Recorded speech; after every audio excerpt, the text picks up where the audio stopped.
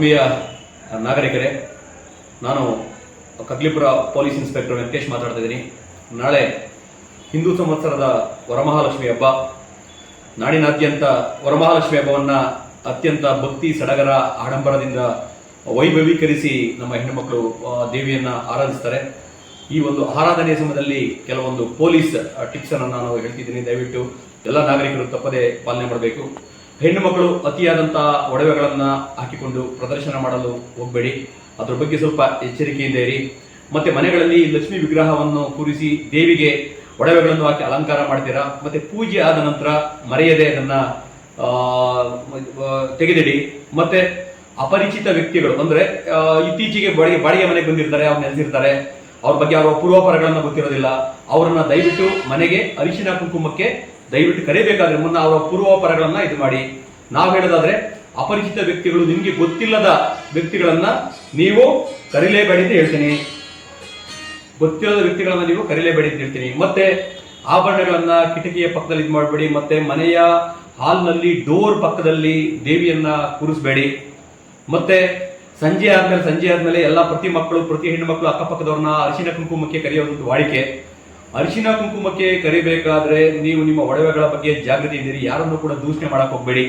ಮತ್ತೆ ಅದೇ ರೀತಿ ಯಾರಾದ್ರೂ ಇತ್ತೀಚೆಗೆ ಬಾಡಿಗೆ ಮನೆಗೆ ಬಂದಿರ್ತಾರೆ, ಸ್ವಲ್ಪ ನಿಮ್ಮ ಮನೆಯಿಂದ ಸ್ವಲ್ಪ ದೂರ ಇರ್ತದೆ, ಒಂಟಿ ಮನೆ ಇರ್ತದೆ, ಆಗ ನಮ್ಮ ಮನೆಗೆ ಅರಿಶಿನ ಕುಂಕುಮಕ್ಕೆ ಬರ್ರಿ ಅಂತಾರೆ. ಆಗ ದಯವಿಟ್ಟು ನೀವು ಒಬ್ಬೊಬ್ಬರೇ ಹೋಗ್ಬೇಡಿ. ಯಾಕೆಂದ್ರೆ ಇದೇ ಸಂದರ್ಭಗಳನ್ನ ಕಾಯ್ಕೊಂಡು ನಿಮಗೆ ಸರಗಳನ್ನು ಕಿತ್ಕೊಂಡು ಹೋಗುವಂತ ಚಾನ್ಸಸ್ ಇರುತ್ತೆ.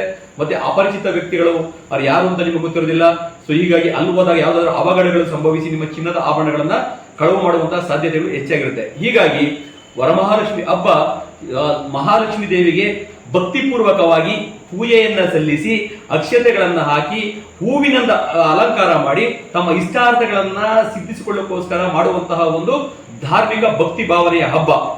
ಅದರ ನಿಟ್ಟಿನಲ್ಲಿ ಇತ್ತೀಚೆಗೆ ವಾಡಿಕೆ ತನ್ನ ಮೈ ಮೇಲಿನ ಆಭರಣಗಳನ್ನ ಲಕ್ಷ್ಮಿಗೆ ಹಾಕಿದ್ರೆ ಆಭರಣಗಳು ಮತ್ತೆ ನಮ್ಮ ಜಾಸ್ತಿ ಆಗುತ್ತೆ ಅನ್ನೋದು ವಾಡಿಕೆ. ಓಕೆ, ಅದು ತಪ್ಪಲ್ಲ, ಆದರೆ ಎಚ್ಚರಿಕೆ ವಹಿಸುವುದು ಅತಿ ಮುಖ್ಯ. ಹೀಗಾಗಿ ಬಂಧುಗಳೇ, ವರಮಹಾಲಕ್ಷ್ಮಿ ದೇವಿ ನಾಡಿನಾದ್ಯಂತ ಎಲ್ಲಾ ಕುಟುಂಬಕ್ಕೂ, ಎಲ್ಲಾ ಹೆಣ್ಣು ಮಕ್ಕಳಿಗೂ, ಎಲ್ಲರಿಗೂ ಕೂಡ ಸಕಲ ಐಶ್ವರ್ಯ ಸಂಪನ್ನಗಳನ್ನು ಕೊಟ್ಟು ಕಾಪಾಡಲಿ.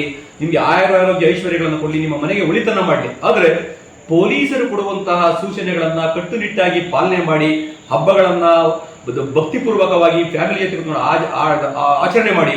ಆದರೆ ನಿಮ್ಮ ಮೈ ಮೇಲಿನ ಒಡವೆಗಳನ್ನ ನೀವು ಎಲ್ಲಾದ್ರೂ ಅರಿಶಿನ ಕುಂಕುಮಕ್ಕೆ ಕರೆದಾಗ, ತುಂಬಾ ದೂರ ಮನೆ ಇದ್ದಾಗ, ಒಂಟಿ ಮನೆಗಳಿದ್ದಾಗ ನೀವು ಎಚ್ಚರಿಕೆಯಾಗಿರಿ.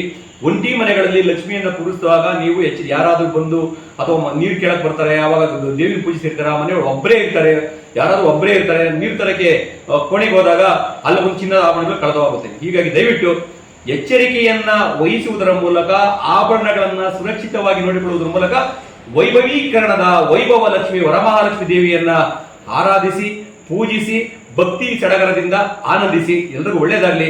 ಪೊಲೀಸರು ಕೊಡುವಂತ ಸೂಚನೆಗಳನ್ನ ತಪ್ಪದೆ ಪಾಲನೆ ಮಾಡಿ ಅಂತ ಹೇಳಿದ ಮತ್ತೊಮ್ಮೆ ಮುಂಗಡವಾಗಿ ವರಮಹಾಲಕ್ಷ್ಮಿ ಹಬ್ಬದ ಆರ್ಥಿಕ ಶುಭಾಶಯಗಳನ್ನ ನಾಡಿನ ಜನತೆಗೆ ಬೆಂಗಳೂರು